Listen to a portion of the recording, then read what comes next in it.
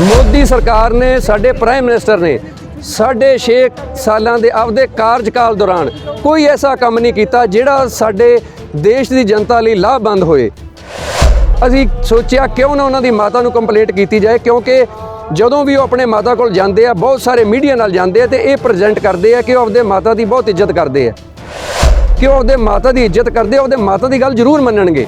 ਤਾਂ ਅਸੀਂ ਉਹਨਾਂ ਨੂੰ ਜਿਹੜਾ ਇਹ ਜ਼ਿਕਰ ਕੀਤਾ ਕਿ ਜਿਹੜੇ 3 ਕਾਲੇ ਕਾਨੂੰਨ ਪਾਸ ਕੀਤੇ ਗਏ ਮਾਤਾ ਜੀ, ਉਹ ਦੇਸ਼ ਵਾਸੀਆਂ ਦੇ ਜਿਹੜੇ ਹੈਗੇ ਲਈ ਲਾਹੇਵੰਦ ਨਹੀਂ ਗਏ, ਕਿ ਉਹਨਾਂ ਦਾ ਸਾਨੂੰ ਫਾਇਦਾ ਨਹੀਂ, ਤੇ ਤੁਸੀਂ ਪਲੀਜ਼ ਉਹਨਾਂ ਨੂੰ ਕਹੋ। ਦੇਖੋ ਜੀ, ਅਸੀਂ ਹਜੇ ਪਹੁੰਚੇ ਸੀ ਤੇ ਸਾਨੂੰ ਇਮੀਡੀਏਟ ਸਾਡੀ ਜਿਹੜੀ ਪੁਲਿਸ ਆ ਸਾਡਾ ਇੰਤਜ਼ਾਰ ਕਰ ਰਹੀ ਸੀ, ਕਿਉਂਕਿ ਉਹਨਾਂ ਨੂੰ ਕੋਈ ਮੀਡੀਆ ਰਾਹੀਂ ਜਾਂ ਖੁਫੀਆ ਏਜੰਸੀਆਂ ਰਾਹੀਂ ਉਹਨਾਂ ਨੂੰ ਪਤਾ ਲੱਗ ਚੁੱਕਾ ਸੀ ਕਿ ਅਸੀਂ ਇੱਥੇ ਪ੍ਰਚਾਰ ਕਰਨ ਲਈ ਆ ਰਹੇ ਹਾਂ। ਤੇ ਉਹਨਾਂ ਨੇ ਸਾਨੂੰ ਉੱਥੇ ਜਿੱਥੇ ਅਸੀਂ ਪ੍ਰੋਟੈਸਟ ਕਰਨਾ ਸੀ, ਐਂਟਰ ਹੋਣ ਤੋਂ ਪਹਿਲਾਂ ਹੀ ਸਾਨੂੰ ਅਰੈਸਟ ਕਰ ਲਿਆ ਗਿਆ ਤੇ ਸਾਨੂੰ ਜਬਰਨ ਜਿਹੜਾ ਪੂਰਾ ਦਿਨ ਥਾਣੇ ਵਿੱਚ ਰੱਖਿਆ ਗਿਆ ਤੇ ਸਾਡੀ ਇੰਟਰੋਗੇਸ਼ਨ ਕੀਤੀ ਗਈ।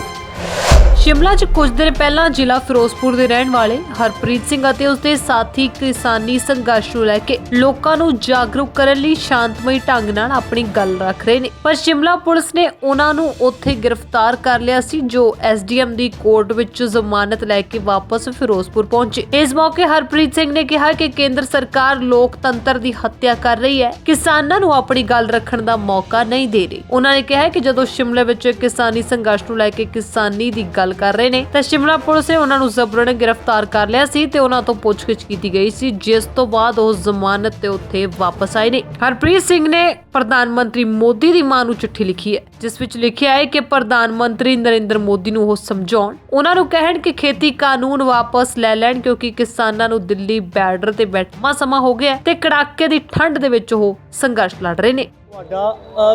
ਤੁਸੀਂ ਸ਼ਿਮਲੇ ਗਏ ਸੀਗੇ, ਉੱਥੇ ਤੁਸੀਂ ਕਿਸਾਨ ਪ੍ਰੋਟੈਸਟ ਕਰ ਰਹੇ ਸੀਗੇ, ਕੀ ਹੋਇਆ ਉੱਥੇ?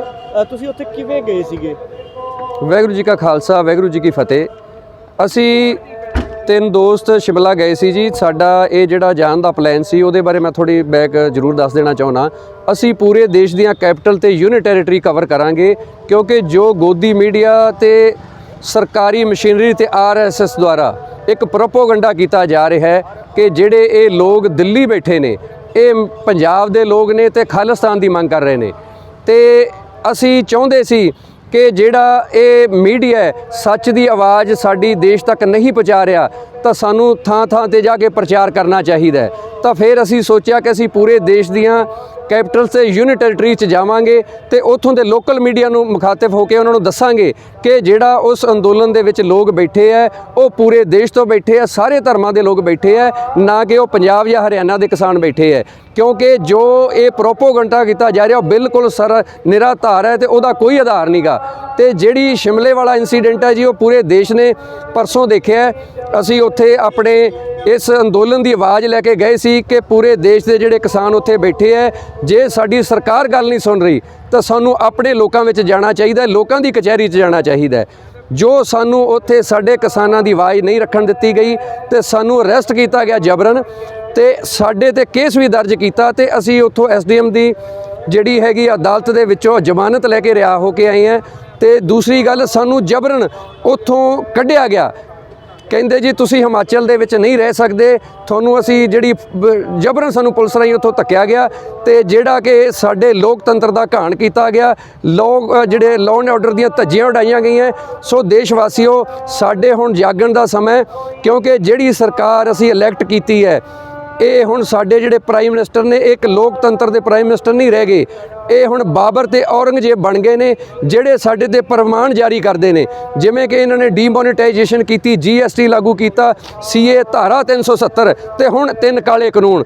ਇਹ ਕਿਸੇ ਵੀ ਕਾਨੂੰਨ ਦਾ ਸਾਡੇ ਕਿਸੇ ਦੇਸ਼ ਵਾਸੀ ਨੂੰ ਕੋਈ ਫਾਇਦਾ ਨਹੀਂ ਹੋਇਆ। ਤੁਸੀਂ ਉੱਥੇ ਪ੍ਰੋਟੈਸਟ ਕਿੱਦਾਂ ਕਰ ਰਹੇ ਹੈਗੇ? ਕੀ ਤੁਸੀਂ ਉੱਥੇ ਕੋਈ ਨਾਰੇ ਗਲਤ ਲਾਏ ਸੀ, ਕੋਈ ਖਾਲਿਸਤਾਨ ਦੇ, ਜਾਂ ਕੋਈ ਤੁਸੀਂ ਗਲਤ ਕਰ ਰਹੇ ਸੀ? ਦੇਖੋ ਜੀ, ਅਸੀਂ ਹਜੇ ਪਹੁੰਚੇ ਸੀ ਤੇ ਸਾਨੂੰ ਇਮੀਡੀਏਟ ਸਾਡੀ ਜਿਹੜੀ ਪੁਲਿਸ ਆ ਸਾਡਾ ਇੰਤਜ਼ਾਰ ਕਰ ਰਹੀ ਸੀ, ਕਿਉਂਕਿ ਉਹਨਾਂ ਨੂੰ ਕੋਈ ਮੀਡੀਆ ਰਾਹੀਂ ਜਾਂ ਖੁਫੀਆ ਏਜੰਸੀਆਂ ਰਾਹੀਂ ਉਹਨਾਂ ਨੂੰ ਪਤਾ ਲੱਗ ਚੁੱਕਾ ਸੀ ਕਿ ਅਸੀਂ ਇੱਥੇ ਪ੍ਰਚਾਰ ਕਰਨ ਲਈ ਆ ਰਹੇ ਹਾਂ।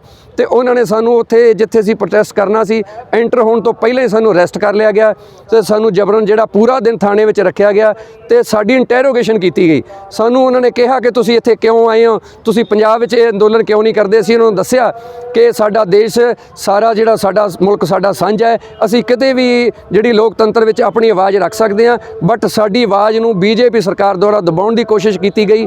ਪਰ ਇਹ ਜਿਹੜੀ ਸਾਡੀ ਆਵਾਜ਼ ਹੈ, ਉਹ ਕੋਈ ਵੀ ਨਹੀਂ ਦਬਾ ਸਕਦਾ, ਕਿਉਂਕਿ ਹੁਣ ਪੂਰਾ ਦੇਸ਼ ਇਕਜੁੱਟ ਹੋ ਚੁੱਕਾ ਹੈ ਤੇ ਅਸੀਂ ਜਿਹੜੇ ਸਾਰੇ ਦੇਸ਼ ਦੇ ਲੋਕ ਨੇ ਉਹ ਸਾਡੇ ਨਾਲ ਨੇ ਜੀ। ਤੁਸੀਂ ਹੋਰ ਵੀ ਕਈ ਥਾਵਾਂ ਦੇ ਉੱਤੇ ਗਏ ਹੈਗੇ ਹੋ, ਪ੍ਰੋਟੈਸਟ ਕੀਤਾ? ਹਾਂਜੀ, ਅਸੀਂ ਜੈਪੁਰ, ਚੰਡੀਗੜ੍ਹ ਗਏ ਹਾਂ ਜੀ, ਤੇ ਲਖਨਊ 'ਚ ਵੀ ਸਾਨੂੰ ਗ੍ਰਿਫਤਾਰ ਕੀਤਾ ਗਿਆ ਤੇ ਫਿਰ ਮੁੜ ਕੇ ਸਾਨੂੰ ਸ਼ਿਮਲਾ ਵਿੱਚ ਜੀ। ਤੁਸੀਂ ਸ਼ਿਮਲੇ 'ਚ ਕਿਹੜੇ ਥਾਣੇ 'ਚ ਰਹੇ ਤੇ ਕਿਹੜੇ ਲੈਵਲ ਤੱਕ ਦੇ ਅਧਿਕਾਰੀ ਉਦੋਂ ਮੌਕੇ ਤੇ ਸੀਗੇ? ਸਾਡੇ ਕੋਲੇ ਜੀ ਸਾਨੂੰ ਸਦਰ ਥਾਣਾ ਵਿੱਚ ਲੈ ਕੇ ਗਏ ਜੀ। ਉੱਥੇ ਐਸਪੀ ਜੋ ਆਪਣੇ ਪੰਜਾਬ ਦੇ ਵਿੱਚ ਐਸਐਸਪੀ ਹੁੰਦਾ, ਉਹਨਾਂ ਦੇ ਐਸਪੀ ਹੁੰਦਾ ਹੈ, ਉਹ ਆਈਪੀਐਸ ਅਫਸਰ ਉੱਥੇ ਮੌਜੂਦ ਸੀਗੇ ਤੇ ਉਹਨਾਂ ਨੇ ਸਾਡੇ ਨਾਲ ਬਹੁਤ ਤਰ੍ਹਾਂ ਦੇ ਸਵਾਲ ਕੀਤੇ ਤੇ ਸਾਨੂੰ ਬਹੁਤ ਤਰੀਕੇ ਨਾਲ ਜਲੀਲ ਕਰਨ ਦੀ ਕੋਸ਼ਿਸ਼ ਕੀਤੀ।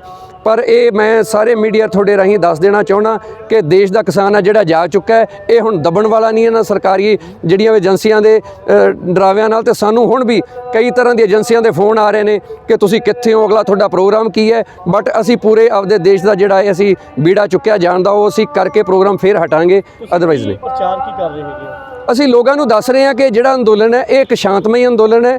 ਇਹ ਇੱਕ ਇਦਾਂ ਦਾ ਅੰਦੋਲਨ ਹੈ ਜਿਹੜਾ ਕਿ ਸਦੀ 'ਚ ਵਾਰ-ਵਾਰ ਖੜਾ ਨਹੀਂ ਹੁੰਦਾ। ਇਹ ਜਿਹੜਾ ਇਹਦਾ ਵਰਲਡ ਦਾ ਮੀਡੀਆ ਜਿਹੜਾ ਇਹਨੂੰ ਕਵਰ ਕਰ ਰਿਹਾ, ਜਿਨ੍ਹਾਂ ਦੀ ਚਰਚਾ ਪੂਰੇ ਵਰਲਡ ਵਿੱਚ ਹੋ ਰਹੀ ਹੈ। ਤੇ ਜਿਹੜਾ ਇਹ ਅੰਦੋਲਨ ਹੈ ਇਹ ਇੱਕ ਸਭ ਧਰਮਾਂ ਦਾ ਤੇ ਸਭ ਸਟੇਟਸ ਦਾ, ਇਹ ਕਿਸੇ ਪਾਰਟੀਕੂਲਰ ਇੱਕ ਸਟੇਟ ਦਾ ਜਾਂ ਇੱਕ ਖਾਸ ਧਰਮ ਦਾ ਨਹੀਂ ਹੈ। ਤੁਸੀਂ ਮੰਨਦੇ ਹੋ ਕਿ ਜਿਹੜੇ ਖੇਤੀ ਕਾਨੂੰਨ ਹੈ ਉਹ ਕੇਂਦਰ ਸਰਕਾਰ ਉਹਦੇ ਵੱਲ ਦੇਖ ਨਹੀਂ ਰਹੀ, ਕਿਉਂਕਿ ਲੰਬਾ ਸਮਾਂ ਹੋ ਗਿਆ ਸੰਘਰਸ਼ ਜਿਹੜਾ ਲੰਬਾ ਹੋ ਰਿਹਾ? ਦੇਖੋ ਜੀ, ਇਹ ਮੈਂ ਪਹਿਲਾਂ ਵੀ ਜ਼ਿਕਰ ਕਰ ਚੁੱਕਾ, ਜਿਹੜੇ ਸਾਡੇ ਮੋਦੀ ਜੀ ਨੇ ਇਹ ਇੱਕ ਰਾਜਾਸ਼ਾਹੀ ਸਾਡੇ ਤੇ ਫਰਮਾਨ ਜਾਰੀ ਕਰਦੇ ਨੇ। ਇਹ ਇੱਕ ਹੰਕਾਰੀ ਹੋਈ ਸਰਕਾਰ ਹੈ, ਅੰਨੀ ਤੇ ਬੋਲੀ ਸਰਕਾਰ ਹੈ, ਜਿਨ੍ਹਾਂ ਨੂੰ ਲੱਖਾਂ ਲੋਕ ਸੜਕਾਂ ਤੇ ਬੈਠੇ ਨਹੀਂ ਦੇਖ ਰਹੇ। ਕਿਉਂਕਿ ਜਿਹੜੀ ਇਹ ਸਰਕਾਰ ਹੈ, ਮੋਸਟ ਇੰਪੋਰਟੈਂਟ ਗੱਲ ਇਹ ਹੈ, ਇਹ ਕਾਰਪੋਰੇਟ ਦੁਆਰਾ ਬਣਾਈ ਗਈ ਹੈ। ਇਹ ਉਹਨਾਂ ਲਈ ਕੰਮ ਕਰ ਰਹੀ ਹੈ। ਸਰਕਾਰਾਂ ਤਾਂ ਹੁੰਦੀਆਂ ਕਿ ਲੋਕਾਂ ਦੇ ਵੈਲਫੇਅਰ ਲਈ, ਬਟ ਇਹ ਜਿਹੜੀ ਕਾਰਪੋਰੇਟਸ ਲਈ ਵੈਲਫੇਅਰ ਕਰ ਰਹੀ ਹੈ। ਸਾਡੀ ਇਹ ਗੱਲ ਸੁਣਨ ਨੂੰ ਤਿਆਰ ਨਹੀਂ, ਪਰ ਸਾਡੇ ਕੋਲ ਇੱਕੋ ਇੱਕ ਤਰੀਕਾ ਹੈ ਇਸ ਸਰਕਾਰ ਦੀ ਅੱਖਾਂ ਖੋਲ੍ਹਣ ਦਾ, ਉਹ ਹੈ ਸ਼ਾਂਤਮਈ ਅੰਦੋਲਨ। ਅਸੀਂ ਪੂਰੇ ਦੇਸ਼ ਵਾਸੀਆਂ ਨੇ ਇਸ ਅੰਦੋਲਨ ਦਾ ਸਾਥ ਦੇਣਾ ਹੈ ਤੇ ਇਸ ਅੰਦੋਲਨ ਵਿੱਚ ਜਿੱਤ ਸਾਡੀ ਪੱਕੀ ਹੈ। ਇਹਦੇ ਬਹੁਤ ਸਾਰੇ ਅੰਦੋਲਨ ਦੇ ਚੰਗੇ ਹੈ ਜਿਹੜੇ परिणाम ਸਾਨੂੰ ਮਿਲ ਚੁੱਕੇ ਹੈ, ਕਿਉਂਕਿ ਜਿਹੜੇ ਦੇਸ਼ ਦੇ ਲੋਕ ਆ ਉਹ ਸਾਰੇ ਇਕਜੁੱਟ ਹੋ ਚੁੱਕੇ ਹੈ। ਸਾਰੇ ਧਰਮ ਜਿਹੜੇ ਹੈ ਉਹ ਸਾਡੇ ਇੱਕ ਦੂਜੇ ਦਾ ਸਤਿਕਾਰ ਕਰਨ ਲੱਗ ਪਏ ਹੈ। ਤੇ ਇੱਕ ਹੋਰ ਇਹਦੇ 'ਚ ਮੈਂ ਗੱਲ ਕਹਿਣੀ ਚਾਹੁੰਦਾ, ਇਹ ਜਿਹੜੇ ਮੋਦੀ ਜੀ ਹੈ, ਇਹ ਜਿਹੜਾ ਸਾਡਾ ਦੇਸ਼ ਹੈ ਪੂੰਜੀਪਤੀਆਂ ਨੂੰ ਦੇ ਦੇਣਾ ਚਾਹੁੰਦੇ ਹੈ ਤੇ ਦੇਸ਼ ਨੂੰ ਇੱਕ ਕਰਨਾ ਚਾਹੁੰਦੇ ਹੈ। ਇਹ ਹਿੰਦੂਇਜ਼ਮ ਕਰਨਾ ਚਾਹੁੰਦੇ ਹੈ, ਜਿਹੜੀ ਸਾਡੇ ਦੇਸ਼ ਦੀ ਖੂਬਸੂਰਤੀ ਹੈ। ਜਦੋਂ ਸਾਡਾ ਦੇਸ਼ ਆਜ਼ਾਦ ਹੋਇਆ ਸੀ, ਇਹ ਸੈਕੂਲਰ ਦੇਸ਼ ਸੀ, ਅੱਜ ਵੀ ਇਹ ਸੈਕੂਲਰ ਹੈ। ਤੇ ਅਸੀਂ ਜਿਹੜੀ ਇਹਦੀ ਵਿਭਿੰਨਤਾ, ਡਾਇਵਰਸਿਟੀ ਹੈ, ਅਸੀਂ ਉਹੀ ਚਾਹੁੰਦੇ ਹਾਂ, ਉਹੀ ਇਹ ਦੇਸ਼ ਦੀ ਖੂਬਸੂਰਤੀ ਹੈ। ਦੇਸ਼ ਵਾਸੀਓ, ਜੇ ਤੁਸੀਂ ਅੱਜ ਨਾ ਜਾਗੇ ਤੇ ਆਉਣ ਵਾਲੇ ਵਕਤ ਨੇ ਸਾਨੂੰ ਮਾਫ ਨਹੀਂ ਕਰਨਾ। ਇਸ ਅੰਦੋਲਨ ਦਾ ਵੱਧੋ ਵੱਧ ਤੁਸੀਂ ਸਾਥ ਦਿਓ। ਤੁਸੀਂ ਕੋਈ ਲੈਟਰ ਵੀ ਤੁਸੀਂ ਲਿਖੀ? ਥੋੜਾ ਇੱਕ ਮਿੰਟ ਮੈਨੂੰ ਵੀ ਲਿਖੀ ਹੈ ਮੋਦੀ ਪਰਿਵਾਰ ਨੂੰ, ਕਿਹਨੂੰ ਲਿਖੀ ਹੈ? ਦੇਖੋ ਜੀ, ਜਿਹੜੀਆਂ ਮੋਦੀ ਨੂੰ ਲੈਟਰ ਲਿਖੀਆਂ ਜਾਂਦੀਆਂ ਉਹ ਉੱਥੇ ਪੜ੍ਹੀਆਂ ਨਹੀਂ ਜਾਂਦੀਆਂ, ਉਹਨਾਂ ਦੇ ਕੋਈ ਜਵਾਬ ਨਹੀਂ ਦਿੱਤੇ ਜਾਂਦੇ। ਸਾਡੇ ਦੇਸ਼ ਦੀ ਇੱਕ ਸੰਸਕ੍ਰਿਤੀ ਹੈ, ਜਦੋਂ ਕੋਈ ਬੱਚਾ ਸਮਾਜ ਦੇ ਵਿੱਚ ਐਸਾ ਕੰਮ ਕਰਦਾ ਜਿਹੜਾ ਸਮਾਜ ਲਈ ਠੀਕ ਨਹੀਂ ਹੁੰਦਾ ਤਾਂ ਉਹਦੀ ਕੰਪਲੇਂਟ ਉਹਦੇ ਮਾਤਾ ਪਿਤਾ ਨੂੰ ਕੀਤੀ ਜਾਂਦੀ ਹੈ। ਮੋਦੀ ਸਰਕਾਰ ਨੇ, ਸਾਡੇ ਪ੍ਰਾਈਮ ਮਿਨਿਸਟਰ ਨੇ 6.5 ਸਾਲਾਂ ਦੇ ਆਪਦੇ ਕਾਰਜਕਾਲ ਦੌਰਾਨ ਕੋਈ ਐਸਾ ਕੰਮ ਨਹੀਂ ਕੀਤਾ ਜਿਹੜਾ ਸਾਡੇ ਦੇਸ਼ ਦੀ ਜਨਤਾ ਲਈ ਲਾਭਵੰਦ ਹੋਏ। तो असी सोचा लोग ਜਿਹੜੇ ਮੋਦੀ ਤੋਂ ਬਹੁਤ ਪਰੇਸ਼ਾਨ ਸੀ, ਦੁਖੀ ਸੀ, ਅਸੀਂ ਸੋਚਿਆ ਕਿਉਂ ਨਾ ਉਹਨਾਂ ਦੀ ਮਾਤਾ ਨੂੰ ਕੰਪਲੇਂਟ ਕੀਤੀ ਜਾਏ, ਕਿਉਂਕਿ ਜਦੋਂ ਵੀ ਉਹ ਆਪਣੇ ਮਾਤਾ ਕੋਲ ਜਾਂਦੇ ਆ, ਬਹੁਤ ਸਾਰੇ ਮੀਡੀਆ ਨਾਲ ਜਾਂਦੇ ਆ ਤੇ ਇਹ ਪ੍ਰੈਜ਼ੈਂਟ ਕਰਦੇ ਆ ਕਿ ਉਹ ਆਪਦੇ ਮਾਤਾ ਦੀ ਬਹੁਤ ਇੱਜ਼ਤ ਕਰਦੇ ਆ। ਚਲੋ ਅਸੀਂ ਮੰਨ ਲੈਂਦੇ ਆ ਕਿ ਉਹ ਬਹੁਤ ਇੱਜ਼ਤ ਕਰਦੇ ਆ, ਅਸੀਂ ਵੀ ਕਰਦੇ ਆ, ਸਭ ਨੂੰ ਕਰਨੀ ਚਾਹੀਦੀ ਹੈ। पर असी उन्होंने माता नूं लैटर लिखण दा ख्याल साडे दिल च इसलिए आया कि वो अपने माता की इज्जत करते, अपने माता की गल जरूर मनणगे।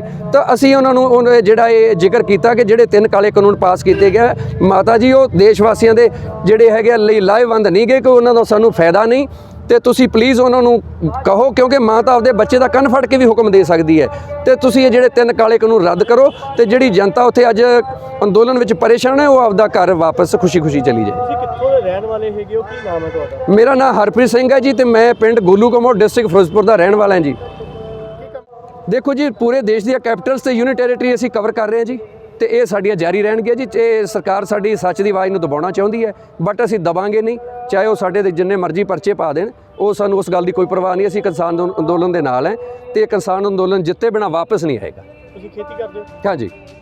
ਫਿਰੋਜ਼ਪੁਰ ਤੋਂ ਪਰਮਜੀਤ ਪੰਮਾ ਦੀ ਰਿਪੋਰਟ।